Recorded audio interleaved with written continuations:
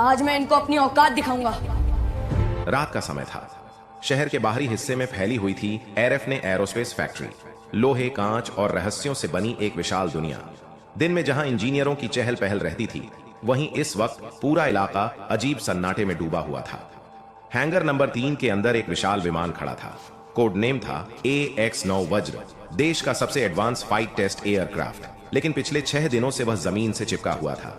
Engine ठीक थे, fuel system ठीक, एवियोनिक्स चेक, सॉफ्टवेयर रीसेट। विदेशी एक्सपर्ट बुलाए गए, फिर भी हर बार रनअप टेस्ट में वही आवाज आती, क्रिटिकल फेलियर, अबॉर्ट। हर घंटे का नुकसान करोड़ों में था। डिफेंस डील खतरे में थी और फैक्ट्री के मालिक राघव मल्होत्रा का धैर्य टूटता जा रहा था। हैंगर से कुछ दूर मेन गेट के बाहर एक लड़का बैठा था। उम्र करीब 14 साल। नाम ईशान। फटे हुए जूते, कंधे पर पुराना थैला और हाथ में वही रोज का औजार, ब्रश और पॉलिश। वह रोज यहां आता था, गार्डों के जूते चमकाता, कभी कभी चाय वाले की मदद करता, लेकिन उसकी निगाहें हमेशा एक ही जगह टिकती थीं, हैंगर नंबर 3, जहां वो विशाल विमान खड़ा था। ईशान की आंखें चमक उठती थीं जब भी वह उसके पंखों, इंजन और नोज सेक्शन को देखता, मानो वह सिर्फ देख नहीं रहा, समझ रहा हो। उस रात भी वही हुआ। हैंगर के अंदर इंजीनियरों की बहस चल रही थी। सब कुछ चेक कर लिया गया है, डेटा लॉजिकली मैच नहीं कर रहा, यह फिजिकल फॉल्ट नहीं है, राघव मल्होत्रा ने थके हुए स्वर में कहा। अगर कल तक यह प्लेन हवा में नहीं गया तो यह प्रोजेक्ट खत्म समझो। इसी दौरान गेट पर तैनात गार्ड ने चिल्लाया, ए ओ लड़के, इतनी देर तक यहां क्या देख रहा है? ईशान हड़बड़ा गया, कुछ नहीं भैया, ऐसे ही। लेकिन जाते जाते उसके मुंह से एक धीमी सी बात निकल गई, इंजन नहीं, एयर फ्लो सिंक गलत है। गार्ड ने सुना नहीं, या शायद सुनना नहीं चाहा। ईशान वापस अपने स्टूल पर बैठ गया। दिल जोर जोर से धड़क रहा था। उसे साफ दिख रहा था कि समस्या कहां है। विमान का एयर इनटेक सेक्शन, उसका डायवर्जन फ्लैप, वह हल्का सा ऑफ एंगल था। इतना मामूली कि हाई लेवल टेस्ट में पकड़ा न जाए, लेकिन इतना खतरनाक कि टेक ऑन ऑफ के वक्त इंजन चौक कर दे। ईशान ने आंखें बंद की। उसे अपने नाना का गैराज याद आ गया। पुराने पंखे, जले हुए मोटर, स्क्रैप से बने मॉडल प्लेन। नाना कहा करते थे, मशीनें बोलती नहीं, पर सुनना आ जाए तो सब बता देती हैं। अचानक हैंगर के अंदर अलार्म बजा। टेस्ट फेल, एक और नाकामी। राघव गुस्से में बाहर आए, हाथ कांप रहे थे, आंखों में थकान थी। उसी वक्त उनकी नजर ईशान पर पड़ी। वही लड़का, वही चमकती आंखें। राघव रुके। पहली बार उन्होंने उससे पूछा, तुम रोज यहां क्यों आते हो? ईशान ने हिम्मत जुटाई, धीमी लेकिन साफ आवाज में बोला, सर, अगर आप बुरा न माने तो मैं बता सकता हूं कि प्लेन क्यों उड़ नहीं रहा। हवा जैसे थम गई। गार्ड हंस पड़ा। पास खड़े लोग मुस्कुराने लगे। जूते पॉलिश वाला बच्चा विमान ठीक करेगा? पागल है क्या? लेकिन राघव की नजरें ईशान से नहीं हटी। उसने कुछ ऐसा देखा था, डर नहीं, लालच नहीं, बस यकीन। राघव ने धीरे से कहा, कल सुबह आना, अगर तुम गलत हुए तो यही आखिरी दिन होगा। ईशान ने सिर झुका लिया, लेकिन उसकी आंखों में पहली बार उम्मीद थी, क्योंकि उसे पता था असली कहानी अब शुरू होने वाली है। सुबह की हवा ठंडी थी। एआरएफ एरोस्पेस फैक्ट्री के गेट पर आज कुछ अलग था। कल तक जो गार्ड ईशान को डांटते थे, आज वही उसे ऊपर से नीचे तक देख रहे थे। ईशान वही पुरानी शर्ट पहने था, थैले में जूते पॉलिश का सामान, लेकिन दिल में कल रात से एक तूफान चल रहा था। कल सुबह आना। राघव मल्होत्रा के ये शब्द उसके कानों में गूंज रहे थे। हैंगर नंबर 3 के सामने भारी गेट खुले। ईशान ने पहली बार विमान को इतने पास से देखा। AX-9 वज्र, उसका विशाल आकार, पंखों की धार, इंजन की नालियां, सब कुछ जैसे किसी जिंदा जानवर की तरह लग रहा था। ईशान कुछ पल के लिए रुक गया। उसने आंखें बंद की, गहरी सांस ली। उसे लगा जैसे विमान सांस नहीं ले पा रहा। अंदर माहौल सख्त था। 20 से ज्यादा इंजीनियर, लैपटॉप, डाटा स्क्रीन, चारों तरफ तकनीकी शब्दों की बारिश। यह बच्चा क्यों आया है? सर, यह समय बर्बाद है। अगर कुछ हो गया तो जिम्मेदारी कौन लेगा? राघव ने सबकी तरफ देखा और शांत स्वर में बोले, अगर हम 6 दिन में कुछ नहीं कर पाए तो 5 मिनट देना भी नुकसान नहीं है। फिर उन्होंने ईशान की ओर देखा। बोलो, क्या देखना चाहते हो? ईशान ने बिना किसी डर के कहा, सर, मुझे सिर्फ एयर इनटेक सेक्शन के पास जाने दीजिए। इंजीनियर चौंक गए। वह हिस्सा तो बिल्कुल ठीक है, डेटा क्लीन है, कोई फॉल्ट नहीं। ईशान ने धीरे से जवाब दिया, डेटा सही है सर, लेकिन हवा गलत रास्ते से जा रही है। कमरे में सन्नाटा छा गया। ईशान विमान के सामने गया। उसने हाथ आगे बढ़ाया जैसे किसी बीमार को छू रहा हो। फिर वह झुक गया, नीचे की तरफ देखा। एक छोटा सा फ्लैप। वह मुस्कुराया नहीं, उसका चेहरा गंभीर था। सर, क्या यह फ्लैप मैनुअल मोड में कभी खोला गया था? एक सीनियर इंजीनियर ने कहा। नहीं, सिर्फ ऑटोमेटिक टेस्ट हुआ है। ईशान ने सिर हिलाया। यही समस्या है। सबकी नजरें उस पर टिक गईं। यह फ्लैप आधा डिग्री अंदर की तरफ मुड़ा है, इतना कम कि सेंसर पकड़ नहीं पाए, लेकिन तेज रफ्तार पर यही इंजन को चौक कर देगा। एक इंजीनियर झुंझलाया, आधा डिग्री? तुम मजाक कर रहे हो? ईशान ने जवाब नहीं दिया, बस हाथ से हवा का रास्ता दिखाया। हवा यहां टकरा रही है और वापस घूम रही है। राघव ने तुरंत कहा, स्कैन करो। एक इंजीनियर ने थर्मल और एयर फ्लो स्कैन चलाया। 5 सेकंड, 10 सेकंड, फिर स्क्रीन पर एक लाल लाइन उभरी, एयर फ्लो डिसरप्शन डिटेक्टेड। कमरे में हलचल मच गई। ये कैसे? ये तो हमने देखा ही नहीं। ईशान पीछे हट गया। उसका काम बोल चुका था। राघव की आंखों में पहली बार चमक थी। उन्होंने ईशान से पूछा, तुम्हें यह कैसे पता चला? ईशान ने धीरे से कहा, सर, जब पंखा गलत दिशा में घूमता है तो आवाज नहीं बदलती, हवा बदलती है। राघव कुछ नहीं बोले, लेकिन उनके भीतर कुछ टूट रहा था और कुछ बन भी रहा था। उन्होंने गहरी सांस ली। इसे ठीक किया जा सकता है? ईशान ने सिर उठाया। पहली बार उसकी आवाज में पूरा भरोसा था। हां सर, अगर आप मुझे पूरा एक्सेस दें तो आज। हैंगर में सन्नाटा था और कहानी अब और गहरी होने वाली थी। हैंगर नंबर 3 में अब शोर नहीं था, बस मशीनों की हल्की भनभनाहट और लोगों की तेज धड़कनें। राघव मल्होत्रा कुछ पल तक ईशान को देखते रहे, फिर इंजीनियरों की तरफ मुड़े। इसे पूरा एक्सेस दो। कमरे में जैसे बिजली दौड़ गई। सर, यह बहुत रिस्की है, यह बच्चा है, अगर कुछ गलत हो गया। राघव ने हाथ उठाया। गलत तो पिछले 6 दिनों से हो ही रहा है। उनकी आवाज में थकान थी, लेकिन अब डर नहीं था। ईशान को एक सेफ्टी जैकेट दी गई। हेलमेट उसके सिर से थोड़ा बड़ा था, दस्ताने ढीले, फिर भी उसकी चाल में कोई हिचक नहीं थी। वह एयर इनटेक सेक्शन के नीचे गया, घुटनों के बल बैठा और ध्यान से देखने लगा। इंजीनियर स्क्रीन पर डेटा देख रहे थे, हर सेंसर एक्टिव था। ईशान ने धीरे से कहा, सर, क्या इस प्लेन पर हाल में कोई हार्ड लैंडिंग हुई थी? एक जूनियर इंजीनियर बोला। 3 हफ्ते पहले, हल्की सी। ईशान ने आंखें बंद कर ली। उसी वक्त यह फ्लैप दबा होगा। धीरे धीरे सेट होता गया और किसी ने ध्यान नहीं दिया। उसने एक छोटा सा पैनल खोला, अंदर के बोल्ट देखे, फिर सिर हिलाया। यहां टॉर्क बराबर नहीं है। इंजीनियर चौंक गए। यह कैसे संभव है? सब कुछ फैक्ट्री कैलिब्रेटेड है, ईशान ने बहुत साधारण तरीके से कहा। मशीनें फैक्ट्री में परफेक्ट होती हैं सर, लेकिन इंसान उन्हें चलाते हैं। राघव ने आगे बढ़कर पूछा, क्या करना होगा? ईशान ने गहरी सांस ली। फ्लैप को माइक्रो एंगल पर रीसेट करना होगा, मैनुअल और एयर फ्लो को लाइव मॉनिटर करते हुए। एक सीनियर इंजीनियर लगभग चिल्ला पड़ा, यह पागलपन है। मैनुअल एडजस्टमेंट में अगर गलती हुई तो पूरा इंटेक डैमेज हो सकता है। ईशान ने पहली बार सीधे उसकी आंखों में देखा। सर, अगर अभी नहीं किया तो यह प्लेन कभी उड़ नहीं पाएगा। कमरे में सन्नाटा।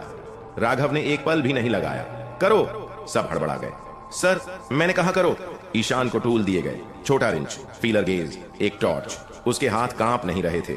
वह हर मूवमेंट के बाद रुकता, स्क्रीन की तरफ देखता, फिर अगला कदम उठाता। इंजीनियर अब बोल नहीं रहे थे, सिर्फ देख रहे थे। डेटा बदल रहा था, धीरे धीरे, बहुत धीरे। अचानक ईशान रुक गया। उसने हाथ खींच लिया। सर, एक और बात है। राघव की भौहें सिकुड़ गईं। और क्या? ईशान ने एयर इनटेक के अंदर इशारा किया। यहां एक माइक्रो क्रैक है, बहुत छोटा, लेकिन हाई प्रेशर पर यह फैल सकता है। इंजीनियर दौड़े, स्कैन किया। एक पतली सी लाइन, सबके चेहरे सफेद पड़ गए। ये तो हमने देखा ही नहीं, ये तो खतरनाक है। ईशान ने शांत स्वर में कहा, डरने की जरूरत नहीं, यह अभी कंट्रोल में है।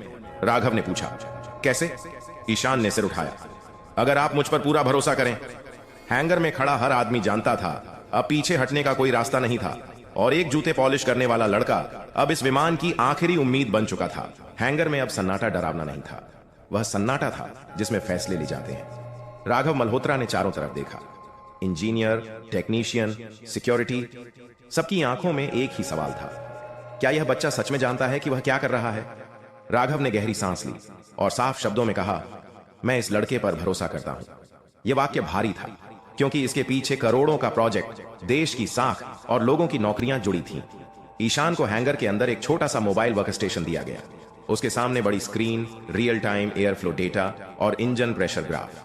वह पहली बार इतनी तकनीक के बीच खड़ा था, लेकिन उसकी आंखों में न कोई लालच था न डर। उसने बस काम देखा। सर, ईशान ने धीरे से कहा, इस माइक्रो क्रैक को अभी बदला नहीं जा सकता, इसके लिए पूरा पैनल खोलना पड़ेगा। इंजीनियरों ने राहत की सांस ली। तो फिर टेस्ट रद्द? किसी ने पूछा। ईशान ने सिर हिलाया। नहीं, हम इसका लोड डाइवर्ट कर सकते हैं। कैसे? राघव ने पूछा। ईशान ने स्क्रीन पर एक पॉइंट दिखाया। यह सेकेंडरी एयर चैनल, इसे थोड़ा ओपन कर दें तो मेन इनटेक पर दबाव कम हो जाएगा। एक सीनियर इंजीनियर फुसफुसाया, यह डिजाइन के खिलाफ है। ईशान ने शांत स्वर में जवाब दिया, डिजाइन परफेक्ट नहीं होता सर, उसे हालात के हिसाब से जीना पड़ता है। काम शुरू हुआ। हर स्क्रू, हर वायर, हर वॉल्व ईशान खुद देख रहा था। वह बार बार रुकता, हवा का रास्ता महसूस करता, फिर आगे बढ़ता। कभी वह स्क्रीन देखता, कभी विमान को छूकर आंखें बंद कर लेता। एक टेक्नीशियन बुदबुदाया, यह बच्चा मशीन को सुन रहा है। 3 घंटे बीत गए। हैंगर के बाहर सूरज ढलने लगा। सब थक चुके थे, लेकिन ईशान नहीं रुका। अचानक उसने कहा, अब। सब चौंक गए। अब क्या? राघव ने पूछा। ईशान ने धीरे से कहा, इंजन रन अप टेस्ट। कमरे में हलचल मच गई। अभी? इतनी जल्दी? अगर कुछ गलत हुआ तो? राघव ने हाथ उठाया। तैयारी करो। इंजन स्टार्ट बटन दबाया गया। पहला सेकंड। दूसरा। इंजन की आवाज पहले से अलग थी, ज्यादा स्मूथ, ज्यादा संतुलित। 30 सेकंड। स्क्रीन पर ग्राफ स्थिर थे। 1 मिनट। कोई अलार्म नहीं। 2 मिनट। कोई एरर नहीं। हैंगर में खड़े लोगों की सांसें वापस आने लगी। फिर ग्रीन इंडिकेटर ऑन। पूरा हैंगर तालियों से गूंज उठा। किसी की आंखों में खुशी थी, किसी की आंखों में यकीन। राघव ने धीरे से कहा, ईशान, तुमने यह कर दिखाया। ईशान ने सिर झुका लिया। सर, अभी उड़ान बाकी है। यह सुनते ही सन्नाटा लौट आया, क्योंकि सब जानते थे असली परीक्षा अब शुरू होने वाली थी और एक जूते पॉलिश करने वाला बच्चा अब सिर्फ मशीन नहीं, अपनी किस्मत भी उड़ाने वाला था। हैंगर नंबर 3 की लाइटें अब भी जल रही थीं। रात गहरी हो चुकी थी, लेकिन किसी को घर जाने की जल्दी नहीं थी। AX-9 वज्र अब खामोशी से खड़ा था।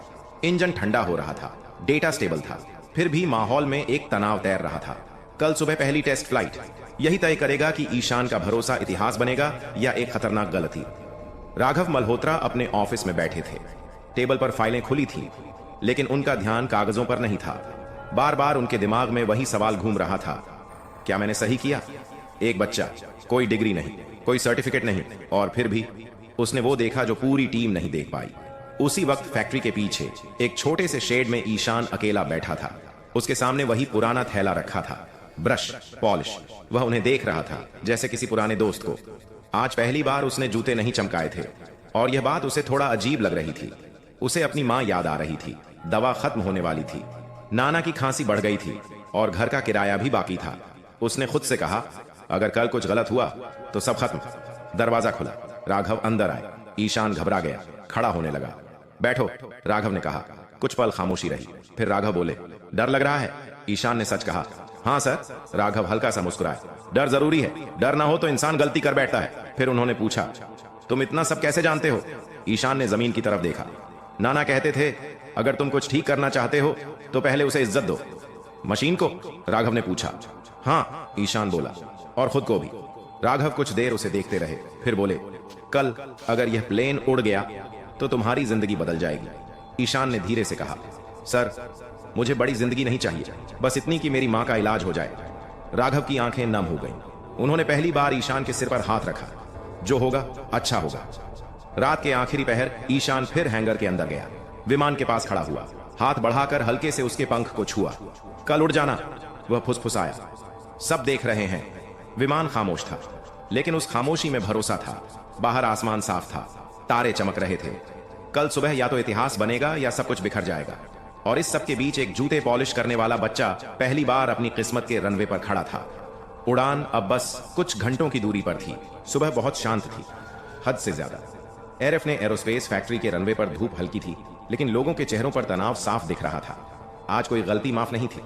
AX-9 वज्र रनवे पर खड़ा था, पहली बार पूरी तरह तैयार, फ्यूल भरा हुआ, सिस्टम ग्रीन।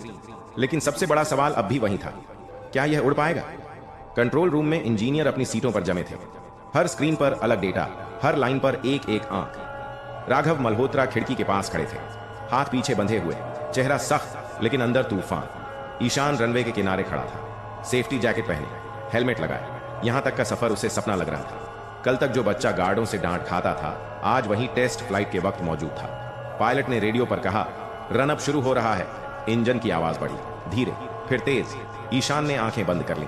वह आवाज सुन रहा था, हर कंपन, हर बदलाव।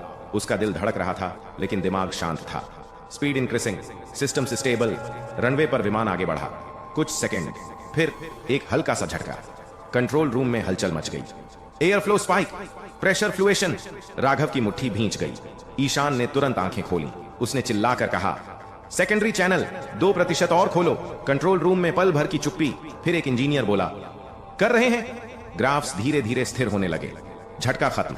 विमान की रफ्तार बढ़ी। रनवे खत्म होने वाला था। एक पल ऐसा लगा जैसे वह उठेगा नहीं। फिर नाक ऊपर उठी, पहिए जमीन से अलग हुए। AX-9 वज्र आसमान में था। कुछ सेकंड तक किसी ने सांस नहीं ली। फिर कंट्रोल रूम गूंज उठा। Positive climb, altitude stable, flight is smooth. तालियां, चिल्लाहट, किसी की आंखों से आंसू बह रहे थे। राघव ने आंखें बंद कर लीं, उनके होंठ हिले। धन्यवाद। ईशान वहीं खड़ा था। वह हंस नहीं रहा था, चिल्ला नहीं रहा था, बस आसमान की तरफ देख रहा था जैसे कोई अपना घर लौट गया हो। 20 मिनट बाद विमान सुरक्षित लैंड हुआ। पूरा स्टाफ दौड़ पड़ा। पायलट नीचे उतरा, हेलमेट हटाया, सीधे ईशान की तरफ आया। ये प्लेन। वह रुका, फिर बोला, यह जिंदा था और तुमने इसे ठीक किया। ईशान की आंखें भर आईं। राघव आगे आए, सबके सामने। उन्होंने ऊंची आवाज में कहा, आज अगर यह विमान उड़ा है तो इसकी वजह यह लड़का है। पूरा रनवे तालियों से भर गया। राघव ने ईशान के कंधे पर हाथ रखा। लेकिन कहानी अभी खत्म नहीं हुई। ईशान ने उनकी तरफ देखा। राघव बोले, अब हमें यह भी समझना होगा कि यह प्लेन गिरा क्यों। और उसी पल दूर खड़े कुछ इंजीनियरों के चेहरे फीके पड़ गए, क्योंकि अब सिर्फ उड़ान नहीं, सच भी उड़कर सामने आने वाला था। टेस्ट फ्लाइट की खुशी अभी पूरी तरह उतरी भी नहीं थी कि एआरएफ ने एरोस्पेस के कॉन्फ्रेंस रूम में एक अलग ही सन्नाटा फैल गया। दरवाजे बंद थे, मोबाइल बाहर, केवल चुने हुए लोग अंदर। राघव मल्होत्रा सामने खड़े थे। टेबल पर उड़ान का पूरा डेटा पड़ा था। यह फेल्योर नेचुरल नहीं था, उन्होंने सीधे शब्दों में कहा। यह डिजाइन एरर भी नहीं था। कमरे में खड़े कुछ लोग असहज हो गए। ईशान एक कोने में बैठा था, शांत, ध्यान से सब सुनता हुआ। राघव ने स्क्रीन पर एक ग्राफ दिखाया। यह एयर फ्लो डिस्टर्बेंस सिर्फ तभी हो सकता है जब कोई जानबूझकर फ्लैप एंगल बदले। एक सीनियर इंजीनियर ने कहा, सर, यह बहुत गंभीर आरोप है। राघव ने उसकी तरफ देखा। इसलिए हमने जांच शुरू कर दी है। ईशान ने धीरे से हाथ उठाया। कमरे में सब चौंक गए। हाँ? राघव ने पूछा। ईशान ने शब्द सोच समझ कर चुने। सर, जिस दिन मैं पहली बार गेट के बाहर खड़ा था, मैंने देखा था। वह रुका। एक आदमी देर रात हैंगर के पीछे वाले पैनल से अंदर गया था। कमरे में खलबली मच गई। तुमने बताया क्यों नहीं? किसी ने पूछा। ईशान ने सिर झुका लिया। मुझसे किसी ने पूछा ही नहीं। सीसीटीवी फुटेज चलाई गई, फ्रेम दर फ्रेम। एक शख्स हेलमेट में, इंजीनियर यूनिफॉर्म, लेकिन चाल पहचानी जा सकी थी। कमरे में खड़े एक व्यक्ति के चेहरे का रंग उड़ गया। वह धीरे धीरे पीछे हटने लगा। यही है, राघव ने कहा। यह वही समय है जब फ्लैप बदला गया। सिक्योरिटी आगे बढ़ी। वह आदमी टूट गया। मुझे मजबूर किया गया था, वह चिल्लाया। राइवल कंपनी ने मेरे परिवार को धमकी दी थी। कमरे में सन्नाटा था। यह सिर्फ तकनीकी साजिश नहीं थी, यह इंसानी कमजोरी थी। राघव ने गहरी सांस ली। कानून अपना काम करेगा। फिर उन्होंने ईशान की तरफ देखा। और तुमने सिर्फ एक प्लेन नहीं बचाया। ईशान ने उनकी तरफ देखा। तुमने हमें समय पर सच्चाई दिखाई। मीटिंग खत्म हुई, लोग बाहर निकल गए, लेकिन राघव ईशान को रोक कर बोले, तुम्हारे बारे में एक सवाल है। ईशान घबरा गया। सर? राघव ने नरम आवाज में पूछा। तुम स्कूल क्यों नहीं जाते? ईशान की आंखें झुक गईं। पैसे नहीं है सर, मां बीमार रहती हैं, नाना काम नहीं कर पाते। राघव कुछ देर चुप रहे, फिर बोले, अगर मैं कहूं कि यह फैक्ट्री अब तुम्हारी जिम्मेदारी भी है? ईशान चौंक गया। मैं? राघव मुस्कुराए। सिर्फ मशीनें नहीं, लोग भी। ईशान ने पहली बार महसूस किया, यह कहानी सिर्फ बहादुरी की नहीं, जिम्मेदारी की भी है। और अब आखिरी अध्याय बाकी था। एआरएफ ने एरोस्पेस फैक्ट्री अब वैसी नहीं रही थी। हैंगर नंबर 3, जहां कभी सन्नाटा और डर पसरा रहता था, अब वहां उम्मीद की गूंज थी। AX-9 वज्र की सफल उड़ान पूरे देश की खबर बन चुकी थी। लेकिन सबसे ज्यादा चर्चा विमान की नहीं थी। चर्चा थी एक जूते पॉलिश करने वाले लड़के की। सुबह फैक्ट्री के गेट पर वही जगह थी जहां ईशान रोज बैठा करता था। आज वहां कोई स्टूल नहीं था, न ब्रश न पॉलिश। आज ईशान अंदर था। राघव मल्होत्रा ने पूरी फैक्ट्री के सामने घोषणा की, ईशान अब हमारे अप्रेंटिस टेक्निकल ऑब्जर्वर प्रोग्राम का हिस्सा होगा। कुछ लोग चौंके, कुछ मुस्कुराए, कुछ की आंखों में सवाल थे, लेकिन किसी ने विरोध नहीं किया, क्योंकि उन्होंने अपनी आंखों से देखा था कि काबिलियत उम्र नहीं देखती। ईशान की मां का इलाज शुरू हो चुका था। नाना को फैक्ट्री के मेंटेनेंस सेक्शन में सम्मान के साथ नौकरी मिली। पहली बार उनके घर में बिना डर के रात आई। ईशान अब भी वही था, शांत, कम बोलने वाला, लेकिन अब वह हर दिन मशीनों के बीच सीखता था। डिग्री नहीं, डर नहीं, बस सीखने की भूख। एक शाम राघव उसे हैंगर में लेकर आए। विमान वहीं खड़ा था। राघव ने कहा, तुम जानते हो, लोग कहते हैं कि किस्मत बदलने के लिए चमत्कार चाहिए। ईशान ने उनकी तरफ देखा। राघव मुस्कुराए, पर असल में चमत्कार नहीं, हिम्मत चाहिए। ईशान ने विमान के पंख को छुआ, वही हल्का सा स्पर्श जैसे पहले दिन किया था। उसने धीमी आवाज में कहा, नाना कहते थे, अगर दिल साफ हो तो मशीन भी साथ देती है। राघव ने सिर हिलाया। उस रात ईशान पहली बार बिना थकान के सोया। उसे सपना आया, एक बड़ा हैंगर, बहुत सारे विमान, और वह खुद एक दिन उन्हें बनाता हुआ